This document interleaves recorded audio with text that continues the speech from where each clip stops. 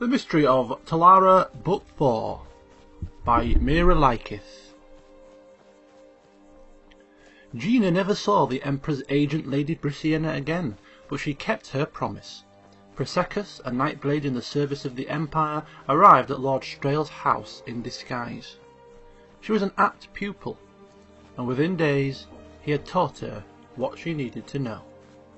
"It is a simple charm, not the sort of spell that could turn a raging Daedroth into a love-struck puppy," said Prosecus. "If you do or say anything that would normally anger or offend your target, the power will weaken. It will alter temporarily his perception of you, as the spells of illusion usually do, but his feelings of respect and admiration for you must be supported by means of a charm of a less magical nature." "I understand," smiled Gina, thanking her tutor for the 2 spells of illusion he had taught her. The time had come to use her newfound skill. The Prostitutes' Guild House of Camlorn was a great palace in an affluent northern quarter of the city. Prince Cylon could have found his way there blindfolded, or blind drunk, as he often was. Tonight, however, he was only lightly inebriated, and he had resolved to drink no more. Tonight he was in the mood for pleasure. His kind of pleasure. "Where's my favourite Grigia?" he demanded of the guild mistress upon entering. "She's still healing from your appointment with her last week," she smiled serenely. "Most of the other women are in with clients as well, but I saved a special treat for you, a new girl, one you will certainly enjoy." The prince was guided to a sumptuously decorated suite of velvet and silk. As he entered, Gina stepped from behind a screen and cast her spell quickly, with her mind open to belief as Prosecus had instructed. It was hard to tell if it worked at first. The prince looked at her with a cruel smile, and then, like sun breaking through clouds, the cruelty left. She could tell he was hers. He asked her name.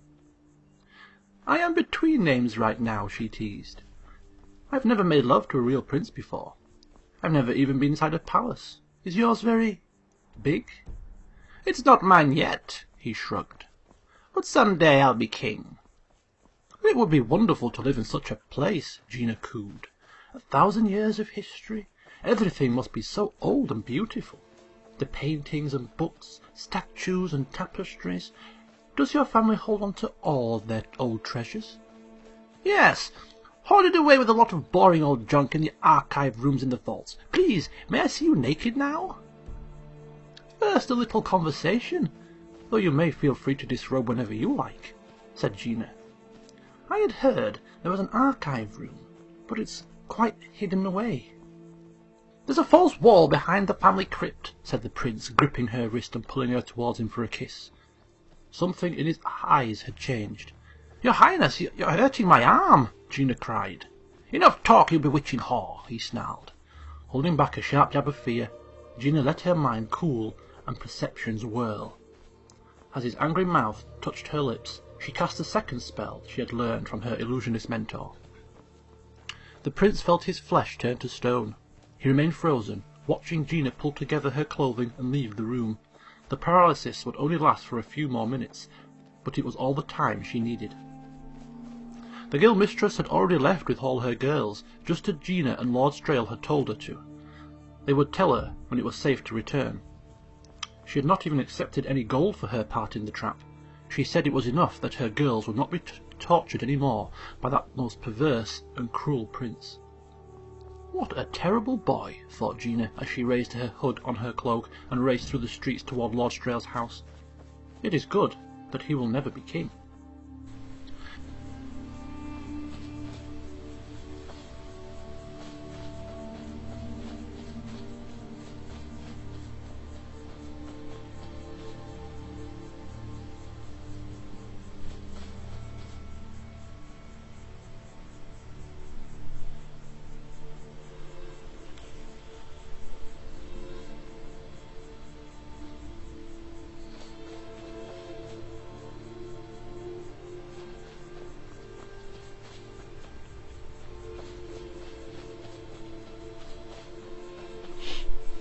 Okay, so we're going to end the first half of the story there, because I got a feeling we're going to be in battle very shortly.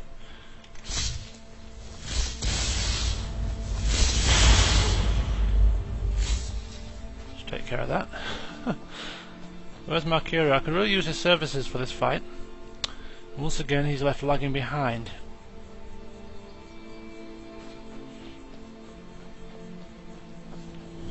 Autumn Watchtower. Ooh. Is it actually a proper tower, or is it literally just a word wall? There does seem to be some kind of structure here, like an internal thing. It's actually a camp here as well.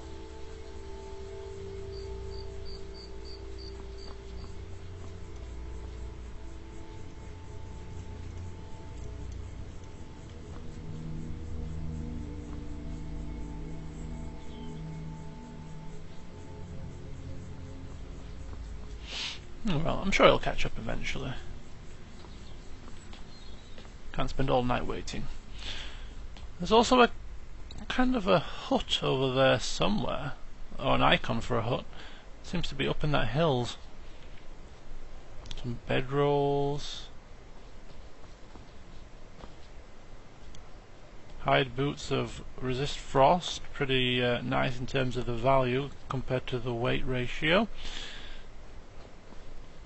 Johnny Brett's Last Dance. I believe I have that book already, but could actually sell it for a pretty penny. We'll leave it though for now. Small sack with some salt within. Don't really need that. Oh, there you are. Thought you'd never arrive. What were you doing? Sightseeing?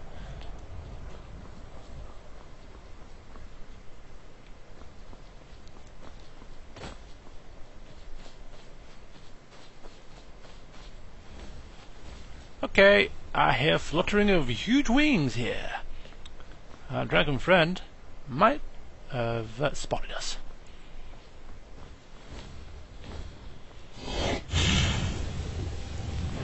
That could be Mercurio that's taking a blow. Oh! He's off and running, is a big guy. Or should I say he's off and flying? Where is he? Hey! Dung breath! Where are you?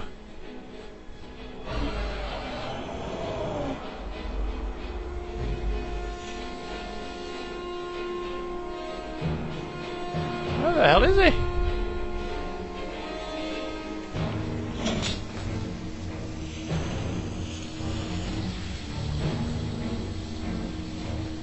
I'm quite concerned for Mercurio here. Mercurio?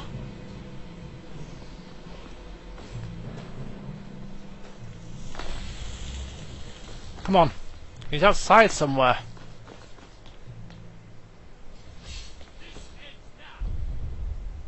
Not to say he's a dragon, he's very elusive. Hello?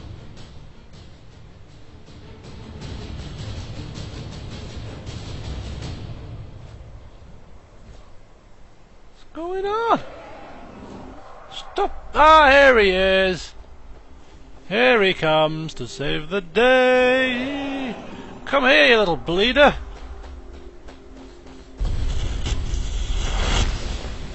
What in the blue hells? Glitchy or what?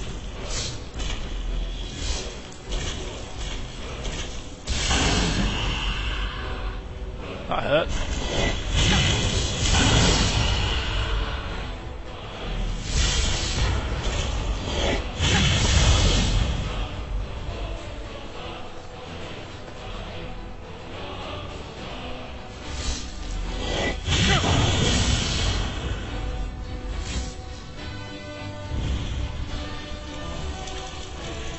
Wee-hoo!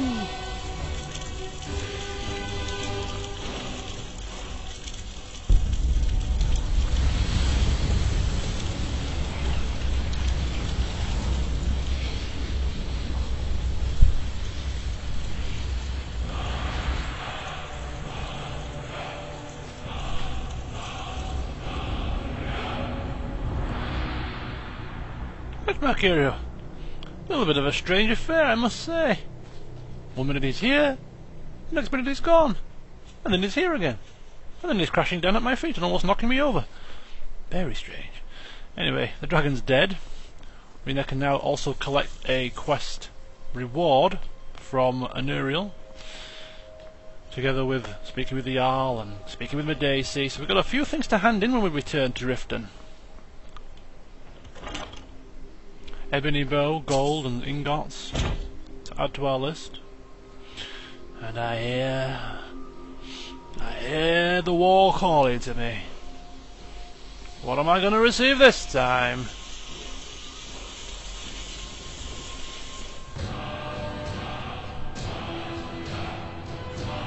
Leech. Marked for death.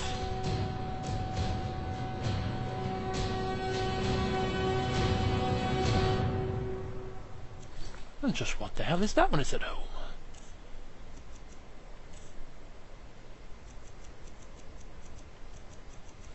Or a whisper, perhaps? No.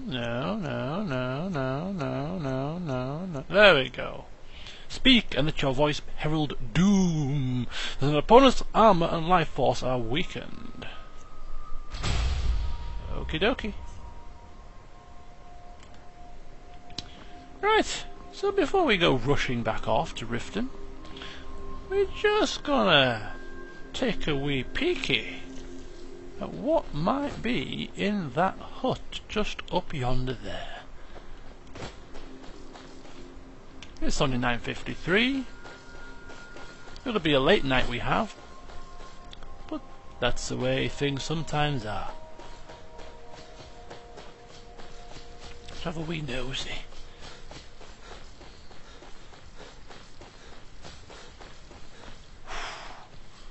Marcurius certainly won't be keeping up with Elwyn sprinting up a hill. God forbid. We could take some chicken eggs. Birds. Harvest a bird's nest. We get pine thrush egg.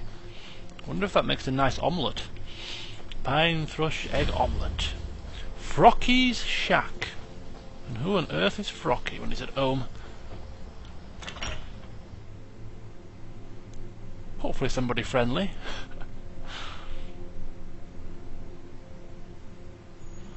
Need something? Oh. Wow, nice to meet you. I take it you're Frocky? Just what we need. City folk barging in. Probably looking for an offering to the precious divines. No, I, strictly speaking, don't really believe in the divines that much. Not the holiest of people. Good. This is Skyrim, and we should honor the old ways. These foreigners don't even respect their own gods, much less Kyne in her sacred trials. Okay, I knew that was coming. Well, yeah, what trials are those that you speak of? It's an old Nord tradition. A test to prove your worth in the eyes of Kyne. Show that you're a hunter, and no simple butcher. Kyne teaches us to respect the beasts, and blesses the hunter who will face their champions. True Nord hunters are those who survive the trials. Do you think you're strong enough for Kyne's blessing? I would be glad to pass this tradition down. I'm not a hunter, but I would be certainly interested in finding out, or even trying these trials. Sure. Tell me what to do. You must defeat guardian beasts blessed by Kyne. I will anoint you with the symbol of the wolf, the crab, and the skeever. This will compel the guardian to appear when you reach his lair. Here's where you need to go. And is that it? Defeat the guardian skeever, guardian mudcrab, and guardian wolf. Okay, thanks a lot. Until next time. Not bothered about Kyne, to be fair, to ask him for a lecture about the god. Is it a god? Is it a she, a he, a what, an it? And his hamming. Hello. Someday, I'm gonna kill a dragon all by myself. Really? You like living here in a hut in the middle of nowhere? It ain't so bad. I miss living with my parents back in Helgen, though. Froki can't cook, and there's nobody to talk to up here. Oh. I see. Were your parents killed at Helgen? Yeah, but don't say anything about it to Froki. I don't think he understands. Oh, that's a bit sad. Oh well, nice talking to you. Bye. Bye. Bye-bye. Hello there, Valkyria. You arrive again. On time and prompt, I see. Excuse me, we are finished here. Pine's trials, eh? But not tonight. We've enough trials and tribulations for one day. I require rest and recuperation. We can level up, but we'll save that for the next session. Of course, we are going to put the perk point into conjuration. So all that is left for us to do is to meander ourselves back to Riften, to Honeyside, and sleep for the first time in our very own bed. And whilst we meander our way back to there, we're going to continue with the rest of the story, Mystery of Talara, Part 4. The following morning, the King and Queen of Camlorn held their daily audience with various nobles and diplomats, a sparse gathering. The throne room was largely empty. It was a terribly dull way to begin the day. In between petitions, they yawned regally. "What has happened to all the interesting people?" the Queen murmured. "Where's our precious boy?" "I've heard he was raging through the North Quarter in search of some harlot who robbed him," the King chuckled fondly. "What a fine lad!" "And what of the royal battle mage?" "I've sent him to take care of a delicate matter." The King knit his brow. "But that was nearly a week ago, and I haven't heard one word from him. It's somewhat troubling." "Indeed it is. Lord Errol should not be gone so long." The Queen frowned. "What if a rogue sorcerer came and threatened us? Husband, don't laugh at me. That is why all the royal houses of High Rock keep their mage retainers close to their side, to protect their court from evil enchantments, like the one that our poor Emperor suffered so recently." "At the hands of his own battle mage?" chuckled the King. "Lord Errol would never betray you like that, and you well know it. He has been in your employ since you were the Duke of Aloyne. To even make that comparison between he and Jaeger Tharn, really." The Queen waved her hands dismissively. "It is that sort of lack of trust that is ruining kingdoms all over Tamriel. Now, Lord Strail tells me—" "There's another man that's gone missing," mused the King. "The ambassador?" The Queen shook her head. "No, he's here. He was desirous to visit the crypts and pay homage to your noble ancestors, so I directed him there. Can't think of what's keeping him so long. He must be more pious than I thought." She was surprised to see the King rise up alarmed. "Why didn't you tell me?" Before she had a chance to reply, the subject of their conversation was coming through the open door to the throne room. On his arm was a beautiful fair-haired woman in a stately gown of scarlet and gold, worthy of the highest nobility. The Queen followed her startled husband's gaze, and was likewise amazed. "I had heard he was taken with one of the harlots from the Flower Festival, not a lady," she whispered. "Why, she looks remarkably like your daughter, the Lady Gilia." "That she does," the King gasped. "Or her cousin, the Princess Talara." The nobles in the room also whispered amongst themselves. Though few had been at court 20 years ago when the princess had disappeared, presumed murdered like the rest of the royal family, there were still a few elder statesmen who remembered. It was not only on the throne that the word Talara passed through the air like an enchantment. "Lord Strail, will you introduce us to your lady?" the Queen asked, with a polite smile. "In a moment, your Highness, but I'm afraid I must first discuss pressing matters," Lord Strail replied with a bow. "Might I request a private audience?" The King looked at the Imperial Ambassador, trying to read into the man's expression. With a wave of his hand, he dismissed the assembled, and had the door shut behind them. No one remained in the audience room but the King, the Queen, the Ambassador, a dozen royal guards, and the mysterious woman. The Ambassador pulled from his pocket a sheaf of old yellowed parchment. "Your Highness, when you ascended the throne, after your brother and his family were murdered, anything that seemed important, deeds and wills, were of course kept with the clerks and ministers. His entire incidental, unimportant personal correspondence was sent to archive, which is standard protocol. This letter was among them." "What is all this about, sir?" the King boomed. "What does it say?" "Nothing about you, your Majesty. In truth, at the time of your Majesty's ascension, no one reading it could have understood its significance. It was a letter to the Emperor, the late king your brother was penning at the time of his assassination, concerning a thief who had once been a mage priest at the temple of Sethiat here in Camlaw. His name was Jaeger Tharn. Jaeger Tharn? The Queen laughed nervously. Why, we were just talking about him.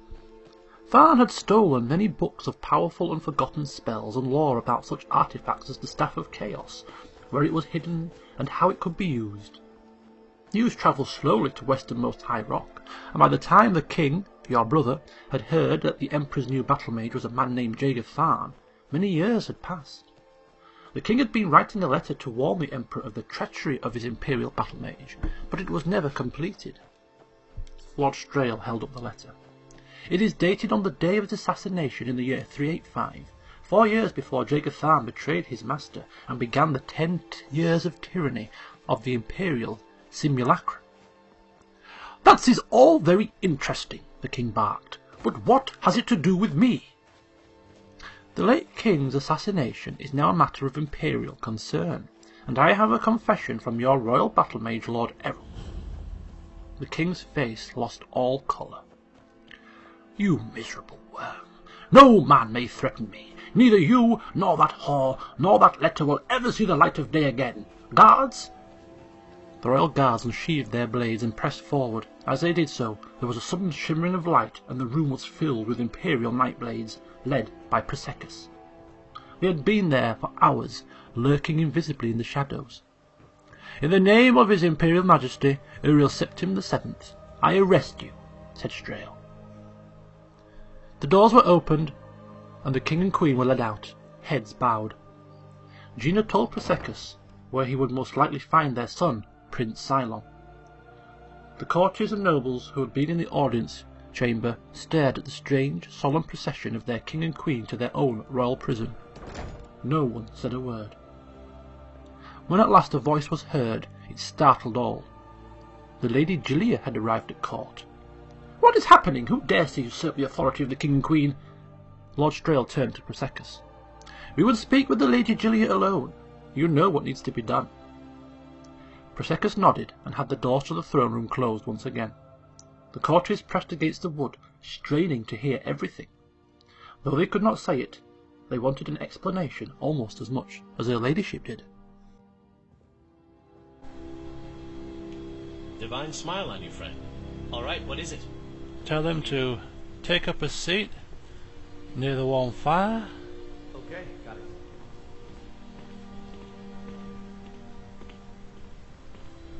There we go. We Anything else? shall rest our weary head and, well, tomorrow or later on today, head out into Riften, sell our wares, speak with who we need to speak to handling quests, and then we shall head out and explore what there is here in the Rift. People have suggested locations already on past videos and in the forums, and I will be taking down those locations and trying to speak with Marcurio to see if he knows where they are, so we can head out there and explore them. And if there are any more locations that you think Elwyn should be stumbling across on his travels, then please let me know. So until next time, see you soon.